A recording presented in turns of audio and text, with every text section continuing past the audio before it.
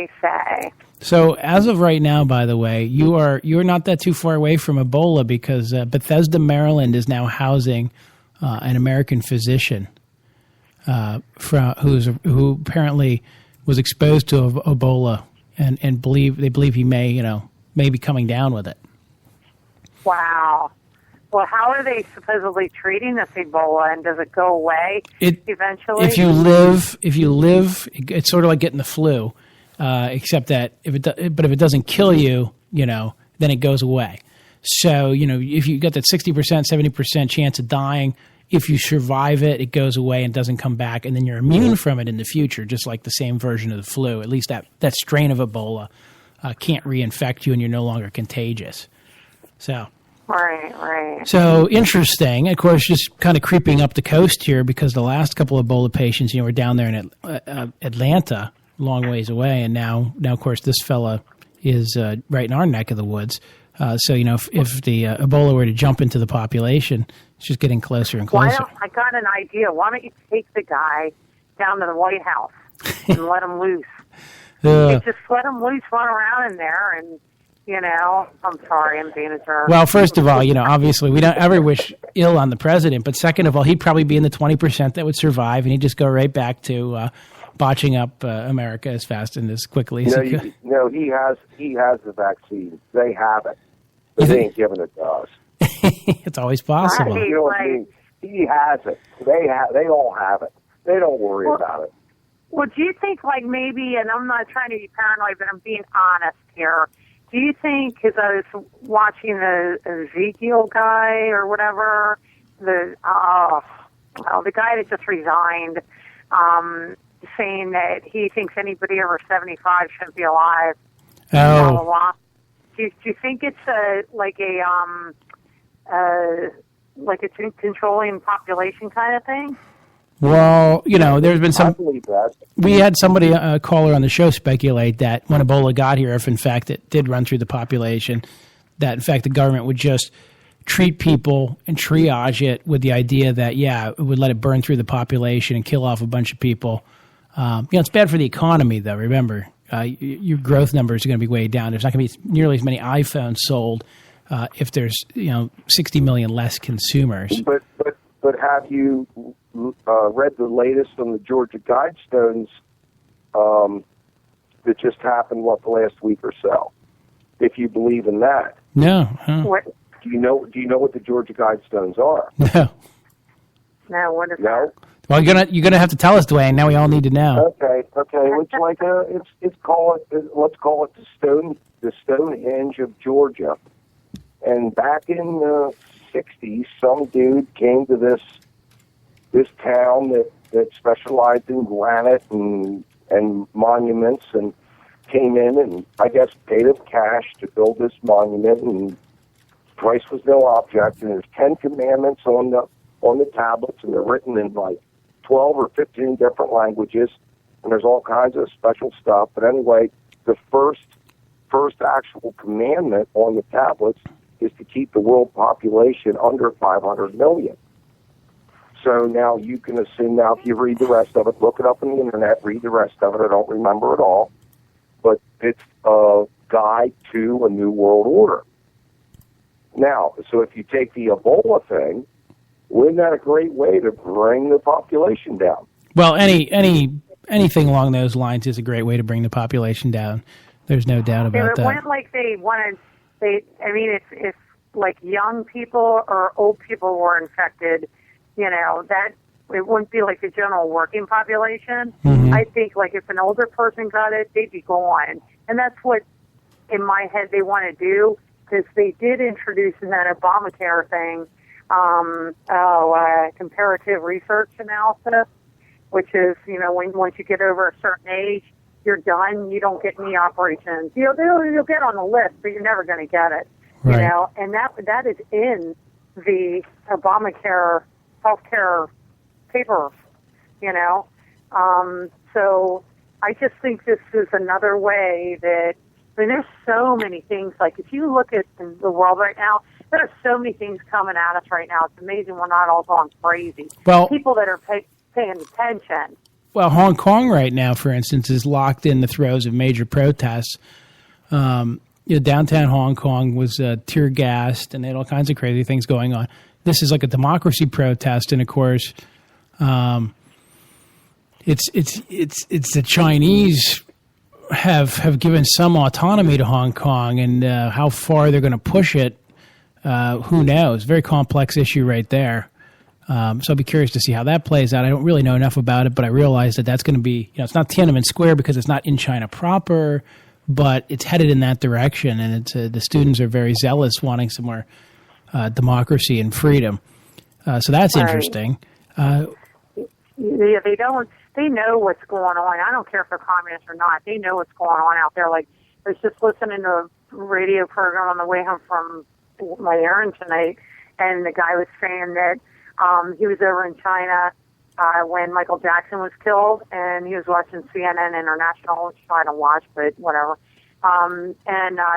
They were blocking out, like, all of a sudden the TV would go blank. If they bring on something that they didn't want the Chinese people to see, they'd block it out. And then 3 minutes later, 4 minutes later, it would come back on again, Yeah. I mean, they're not fooling anybody. I wish they'd block out Fox News to start with. We'd all probably live in a better country. I mean, Fox News is nothing but pure propaganda, and they're called the best. The rest of them are just downhill from there. Well, you know what? I mean, I don't mean to be rude, but I'd find a way to watch that. She must have a Steve Ducey. She's a Steve Ducey crush. Well, I'm a diehard conservative too, but I'm just not quite sure I'm kind of living diehard conservative politics. Let me just take. I don't. Well, they're all screwed up. Look at CNN. CNN said, like, Ted Turner. Excuse me, I lost my voice. Ted Turner. See what you're doing to me? Oh my gosh! I did lose my voice. Look what you did! You did this on purpose. Well, right. I saw that in a movie once.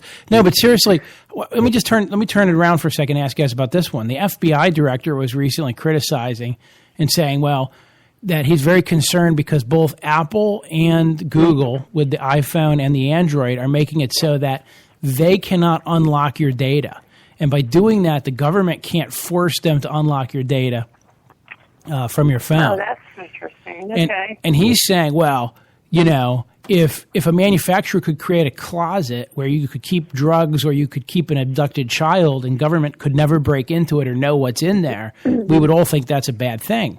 And so how can we say that Google and Apple should be promoting a product that simply locks the government out from knowing what's in there? And I thought about that a little bit, and I was like, well, I understand the concept. He's saying, what if they could create a closet, that you could put anything in, but you can't put Coke and you can't put children in your iPhone, okay? I mean, I guess you could. You can take pictures and that sort of thing, but it's a little bit different, but it is an interesting philosophical question. Should government is the right of the individual's privacy so strong that government should have no access? But here's what here's the way I resolve it in my mind for the moment. You can't trust government because they've proven again and again they built this massive spy center. The NSA was eavesdropping on everybody. They were lying to Congress. They were lying to the Supreme Court. They were lying to us. So if they were to say to me, well, Carl, we want Google to put that in there, but we're only going to use it under these following circumstances. Well, they've already lied about that so many times that there is no such thing as a safeguard.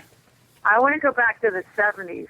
Whatever they were doing in the 70s, we'll start over again. And I don't have an iPhone, and I won't get one because once you get one of those stupid things, that little card or whatever that thing is in there, that SIM card or whatever, you can never get rid of it because the information will always be on it, forever and ever and ever. And I thought, I'm not getting that. I have enough stress with it as it is. I'd burn it in my fireplace. It would probably explode. Or the fumes. You might want to breathe that stuff. A lot of toxic materials in those phones, actually. Kind of interesting side point. All right, guys. Well, I'm going to let you guys go because I'm going to wrap this show up. I want to appreciate. By the way, I want everybody to be thinking about, and if you're listening or have listened or listen later on, right now we're Sundays at 8 p.m. and Wednesdays at 8 p.m. But if there is a time, if somebody were to say to me, Carl, I think this time slot would work better, I want to know because I'm going to fool around with the show times again And I don't think I'm going to change the days, but you might be able to convince me of a reason to change the days. Obviously we've all got different things going on. I hate to go up against football all the time. So I think maybe Wednesday might even be the best slot right now as opposed to the other one. So in terms of what time slots to use and how to handle it, I'm just looking for some feedback. So you guys just be thinking about, like, Carl, you should be doing it Sundays at 10 p.m. or you should be doing it Wednesdays at 7 p.m. We'll work something out because I want to figure out a better time slot when more people are going to be able to break free on a regular basis. So that's what I'm trying to figure out, what would work best for all you guys. So you regular listeners get the first dibs on that. Okay. All right, guys. I'll let you know. How about 24/7, Carl? Yeah, that would be fun. If 24/7. If only this paid. If only this paid, I would. Yeah, just 24/7. We'll help out when we can. You know what I mean? All right, guys. Have a great night. You too. All right, Thank you. Carl. All right. Good to Carl. All right. Hey, bye. Bye. This is Carl Rominger signing out for the evening. Appreciate everybody joining us. Had a great old time as always. And if you have questions or you want to talk to me about the time frame, fire some stuff up on Facebook or go to carlrominger.com to figure out how to contact me. And, of course, in the meantime, if you have listened to this broadcast and you haven't done this yet, every time you listen, make sure you go on Spreaker and share it with somebody. Share it with a friend, share it with a relative, email it to somebody, but spread the word and make sure you also sign up on the Spreaker app so you can get notifications. We just did yesterday, as you might recall, a little live piece for 5 minutes on the PA PornoGate, or maybe that was Friday. That's been listened to about 200 and some odd times. So those little ditties are sometimes very popular. But you'll get alerts if you're signed up on the Spreaker system, so you'll know when they're posted, and you can catch them in real time because I do those live. But they're just short little ditties that I want to do more of, and so if you're signed up on the Spreaker system, of course, you'll be able to track that. But if you can, just make sure you share the show on Facebook and or Twitter, and invite your friends, relatives, and colleagues to join in. All right, God bless, take care, and I will see you guys next week.